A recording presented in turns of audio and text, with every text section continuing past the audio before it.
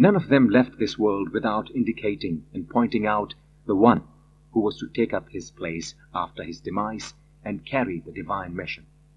Thus every one of them was predicted by the prophet who passed away before him, and in turn was testified by him.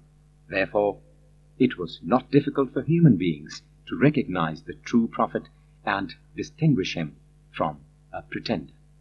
Thus ages succeeded ages, till Allah desired to bring the teachings of his religion to the final stage of perfection. And, as he had promised in the beginning, he appointed the holy prophet Muhammad, peace be upon him and his progeny, as his last prophet. He had made every one of his prophets to accept the prophethood and greatness of this chosen messenger, and to appoint his time and mission, and they had fulfilled their promises.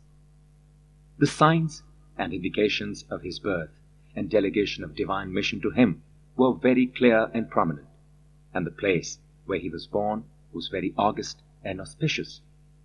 When he was entrusted with the divine mission, at that time people were following different creeds, were divided into numerous sects, and had multitudinous schools of thought. These diverse creeds and religions were mostly divided into three main classes. Some of them compared Allah to his creatures and thus tried to personify him. Some others tried to impart his attributes to others and thus gave way to infidelity, while others had no faith in his attributes or his being. Through our holy prophet, Allah made these people check their ways of thought and worship, and he thus wished to bring them out of their ignorance. Allah decided to call back Muhammad, peace be upon him and his progeny, to the sublime vicinity of his glory, and bestowed upon him his highest favor and blessings. He concluded that the life in this world was no more worthy of his beloved prophet, so he made him turn his face towards himself and raised him with adequate honor and deserving welcome from the irksome environment and distressing atmosphere to the transcendent eminence of his vicinity.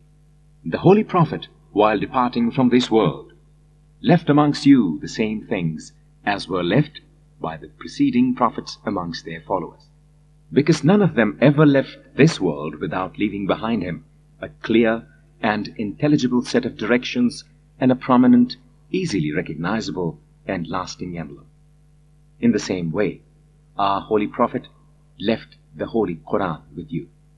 He not only left this divine book, but he had during his lifetime fully explained all which this book declared lawful and legitimate, or unlawful and prohibitory for you, which act was obligatory and which act was desirable, which of the orders or interdictions remain in force and which were repealed, where no exemption and leniency was to be tolerated, and where the merciful Allah had allowed indulgence and leniency, where there were the commands which pertain to particular occasions of persons, and those which were general for all times, places, and persons, the warnings given, the examples cited, the maxims, the precepts, the aphorisms, and the truisms repeated, the instructions which were precise and clear, and those which were complicated and difficult to understand.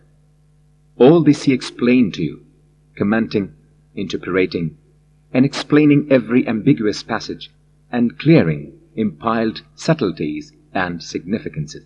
In the holy book, Quran, there are certain portions whose knowledge and understanding is made imperative to every Muslim, and there are certain others which are such that their full understanding is not made obligatory to all, but it is optional.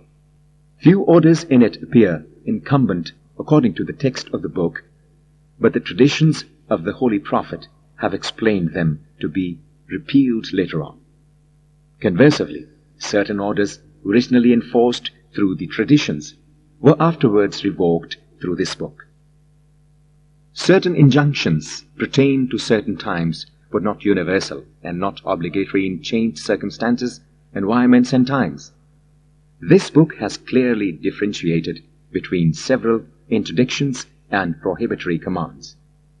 There are unpardonable and mortal sins, which are fatal to the soul and salvation, and the penalty for them is hell, while there are minor sins and lapses which may be pardoned. In the same way, there are certain other deeds whose part also is acceptable, and men are at liberty to widen the scope, field, and extent of these deeds. Sermon 3. About Hajj, the holy pilgrimage to Mecca. Allah has made the pilgrimage to His sacred house obligatory upon you. It is a house which He had destined to be an altar and a place of veneration and worship for all human beings. People gather around it to satisfy their longing for visiting it, as thirsty animals gather around a watering place to satiate their thirst, and as pigeons fly towards their nests. People assemble at this house of Allah to refresh their faith, obtain hope and peace of mind, and to find a refuge from sins and vices. Allah, glory be to Him, has made Hajj an institution to judge the submission of human mind towards His might, and a sign of their belief and respect to His greatness. He selected from among His creations those who listen to His commands and obey them, who testify to His orders and come to stand at places where His prophets have stood before them. In going round the Kaaba, they resemble the angels who fly round His divine throne. In this divine trade, they are securing benefits of performing His worship and hastening towards the promised land of forgiveness and blessings. The glorious and almighty Allah has made this house an emblem of Islam, a place where people can find rest, peace and hope. He had made Hajj obligatory and its pilgrimage incumbent upon you. He says, for those who have the means and ability, pilgrimage is an obligation laid down by Allah. The disbelievers should know that Allah is independent of His creatures. Surah Ali Imran. Sermon 4. Imam Ali delivered this sermon on his return from the Battle of Siffin. In it, the Imam has explained the condition of Arabs in pre-Islamic days and the corrupt condition in which Islamic society had fallen again.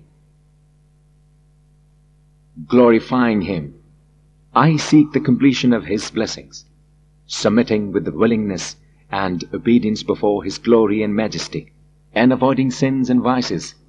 I thank Allah for His blessings. I seek His help in poverty and distress, which may suffice. Whom He guides will never be misled. One who disobeys Him will never attain salvation, and whomever He helps will never be confused or confounded. Verily, no one deserves thanks so much as He, and nobody can repay such thanks so beneficently and so bounteously as He. I testify and declare that there is no God but Allah, and He has no partner.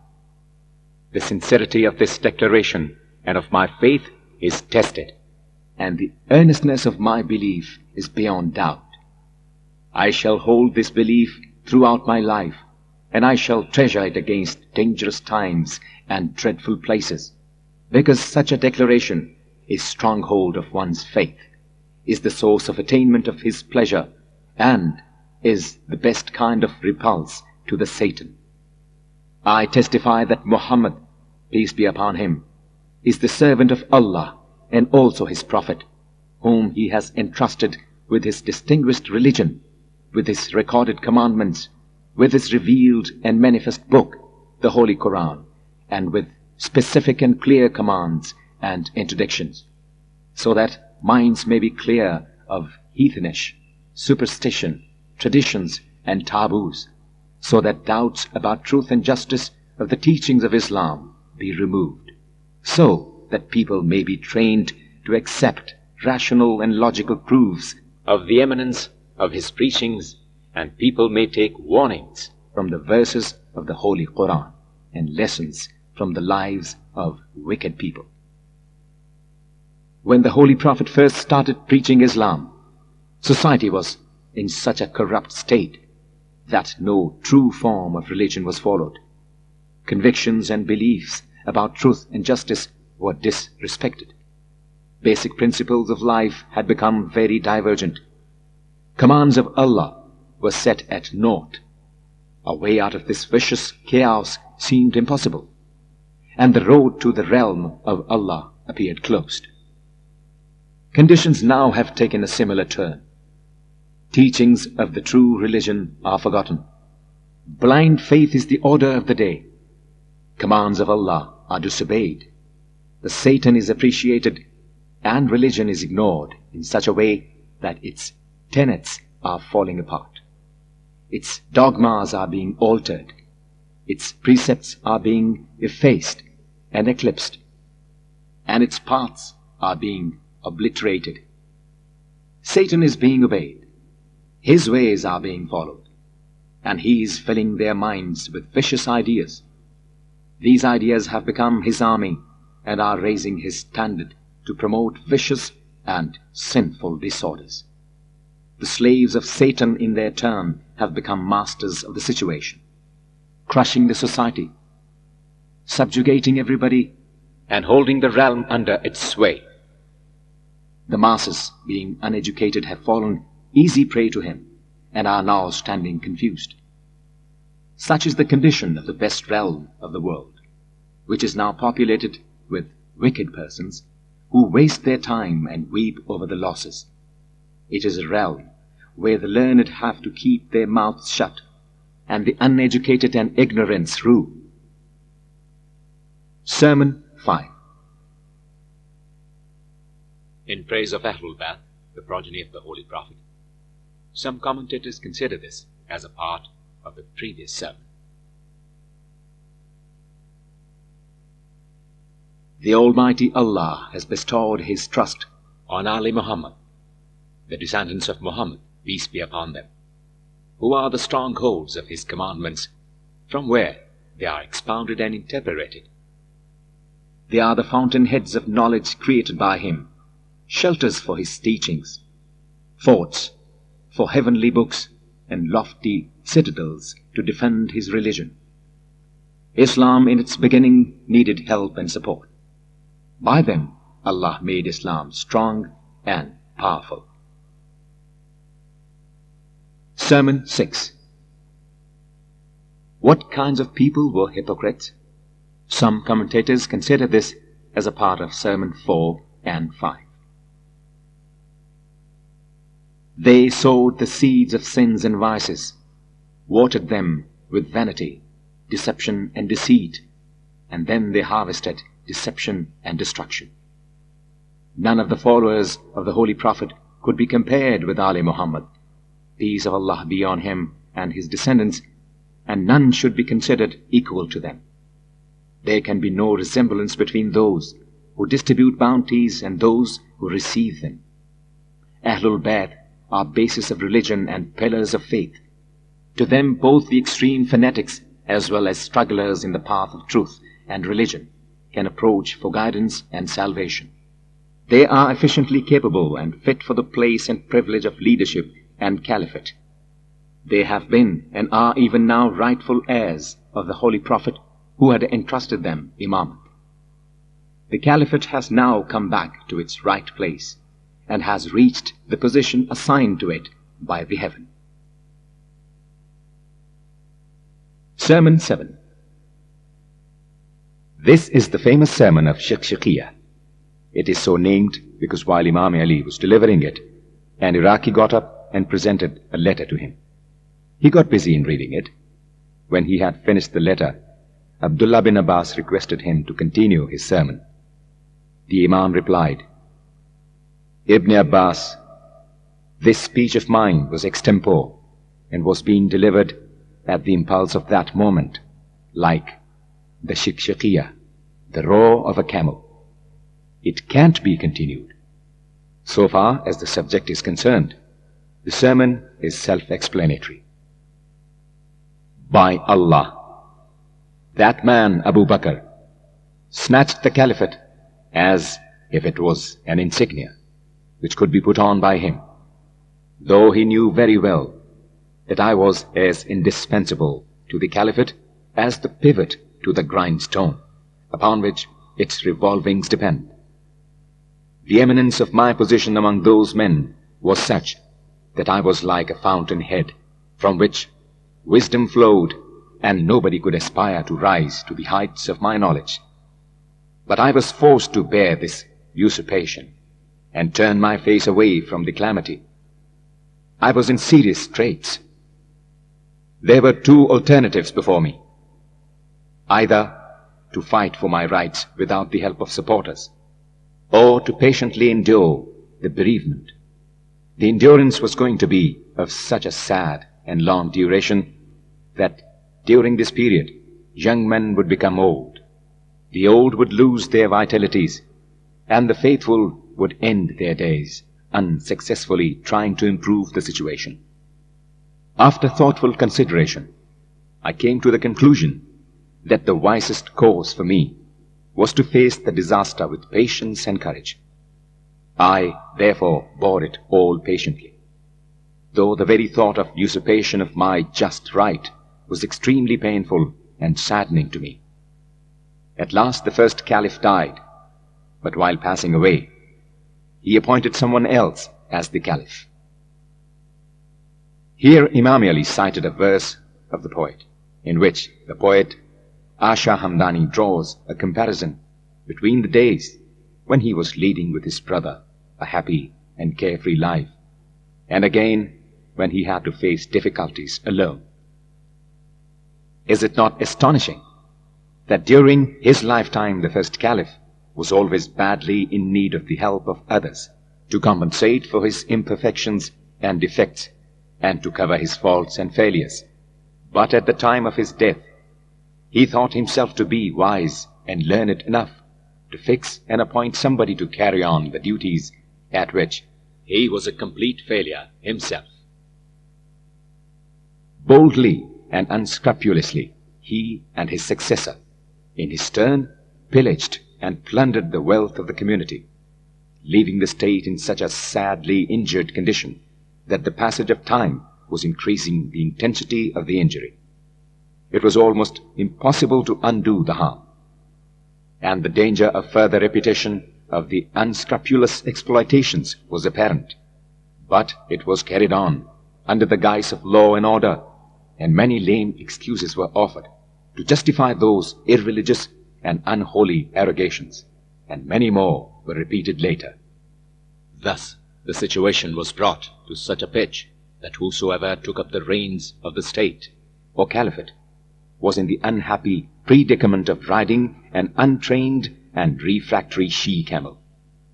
If desiring to keep the animal under control, he had pulled the bridle hard, he would slit and wound its nostrils, and if he had allowed it a free run, the animal would rush itself and its rider to destruction. I swear by Allah that people were misled and they went astray. They missed the straight path of religion, but accepting the inevitable without reproving and with resignation, I bore the long and painful period of the devastation of human rights and religion, till the second person also died. But before his death, he left the question of the caliphate to the decision of a committee, and he thought that I could also be on the panel of that committee, because he had himself nominated me. O Allah, what had I to do with this select committee? I had nothing common with any of its members. Did I ever have a doubt about my preeminence and superiority, when compared to the first, that I would accept to be one of the body of persons far inferior to him? But in the interest of humanity and religion, I agreed to be a member of this select committee. I had to adjust myself to their level, to demand my just rights of them, as I had done at the time of those who were superior to them. One of the members of this committee turned against me because of his hatred. By this the Imam meant either Saad or Talha. The other, Abdurrahman bin Auf, had also got inclined the other way due to very obvious reason of kinship, besides a few other reasons which the world came to know later. He was brother-in-law of Caliph Uthman. Consequently, the third proudly took charge of the caliphate, as if it was a private grazing ground, and with bloated stomachs he and members of his clan Bani Umayyah started plundering the wealth of the Muslim world in the same recklessly gluttonous manner as characterizes a camel when it devours harvest grass. However, this man met an untimely death. The greed of his clan was the cause of his fateful end. After his death, people flocked around me, imploring me to take up the caliphate. They gathered in such numbers and were so anxious to show their sincerity that both of my sons, Hassan and Hussein, were almost trampled and my dress was torn. They were simply falling upon me to accept their rulership and leadership. I would have turned down their request, but I was afraid that with my refusal they would completely become out of touch with truth and religion. When I accepted their rulership and made them follow the path of Allah, that is, the same path as the Holy Prophet, peace of Allah be upon him, and his descendants, taught them to follow, they revolted. One party, al-Mu'mineen Aisha, broke the oath of allegiance. The second party, Kharjiites, became apostates, and the third adopted an equally wrong course, and coveting the power and wealth which are part of such a rulership, they started tyrannizing the people and oppressing them into subjugation. All the three groups behaved as if they had never heard the Holy Quran saying, "Paradise is meant for those who neither create mischief, nor do they oppress human beings. The eternal peace and happiness is for those who lead a pious life." Surah Al-Qasas. I swear by Allah that they were made to hear these words of Allah repeatedly, and their meanings were clearly explained to them. But the vicious ways of life fascinated them, and its luxuries, its pomp and show, as well as its power and wealth enchanted them.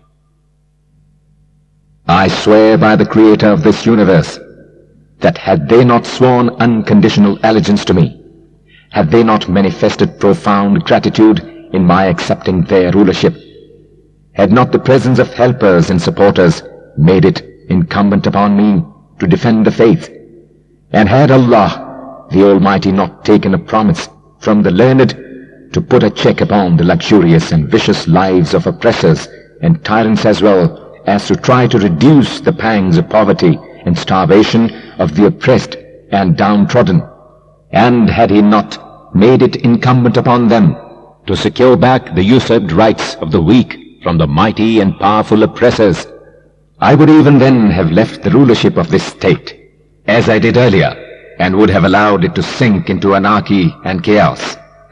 Then you would have seen that in my view the glamour of a vicious life of your world is no better than the sneezing of a goat. Sermon 8. In this sermon, Imam Ali has depicted the mentality of Quraysh and what Ahlul Bayt have done to teach them Islam and to reform their minds. He finished it with an advice to them to accept religion sincerely.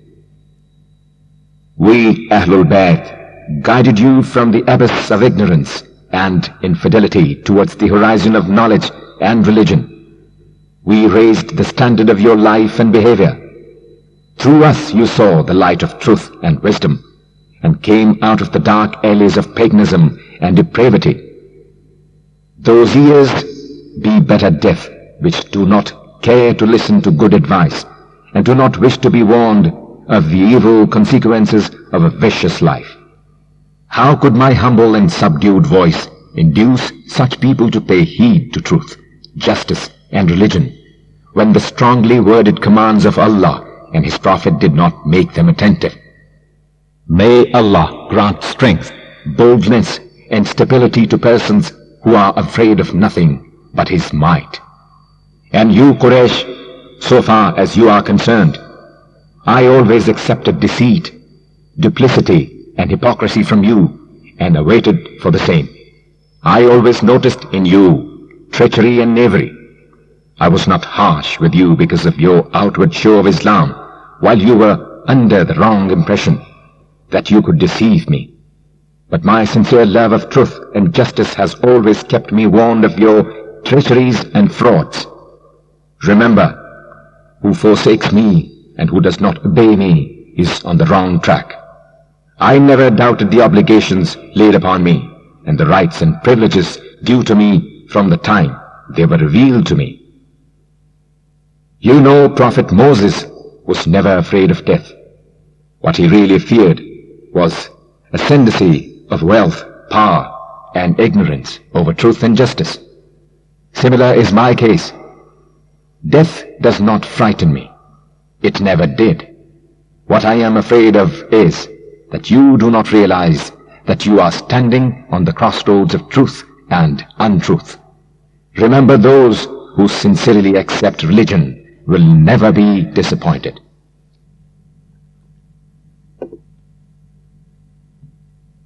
Sermon 9. After the death of the Holy Prophet, when Abbas, uncle of the Holy Prophet, and Abu Sufyan came to Imam Ali to swear allegiance, he advised them in the following words. O people, when you see revolt and anarchism raging like storms, trying to find a way out of their injurious effects, avoid the ways of hatred and malice, and do not let superiority complex drive you towards a class war. Remember, only those who have followers and helpers can achieve success. Others should not vie for power and supremacy. It is the safest course for them. This rulership is like dirty water, not fit for consumption. It is like a morsel which chokes the person trying to swallow it. Any struggle at this stage is as foolish as picking raw fruits or trying to cultivate barren land. I was put in a dilemma. If I declare my just claims, people will start saying that I have become avaricious and greedy for power and wealth. And if I sit quiet, they will say that I have grown weak and timid, and that fear of death is restraining me from asserting my just rights. Alas, do they not realize that I have never been afraid of death? I have faced it so often and have passed through so many phases of dangers and perils. I swear by Allah that Abu Talib's son Ali is as fond of death as a suckling baby is fond of its mother's breast. Death does not frighten me from claiming my rights. But there are such deep secrets and hidden knowledge as has been revealed and entrusted to me, that if you know them, you will tremble like a rope hanging in a deep well. Sermon 10. When Talha and Zubair rebelled against Imam Ali, and by raising an army tried to take possession of the province of Basra and Kufa, the Imam resolved to fight against them to put down the rebellion. Some people, exaggerating the might and forces of the rebels, tried to dissuade the Imam against this decision. This speech was delivered by the Imam in reply to their dissuasion. I swear by Allah that I will not sit quiet and will not allow these people to do as they like. I will not act like the hunted beast, which is lulled and fooled by its hunter and falls an easy prey to his tricks and devices, but with the help of believers in the truth and justice of Islam, I will try to suppress this revolt against Allah and religion. I declare that with assistance of my faithful followers, I will always fight against upholders of schism and hypocrisy and supporters of injustice and falsehood till I meet with my death. There is nothing new to me in this revolt. Since the passing away of the Holy Prophet, peace of Allah be upon him and his progeny, how often were my rights usurped and unjust and unjustifiable precedence was given to others, till the situation has now been brought to such gravity that these unholy hordes have resolved to fight against me.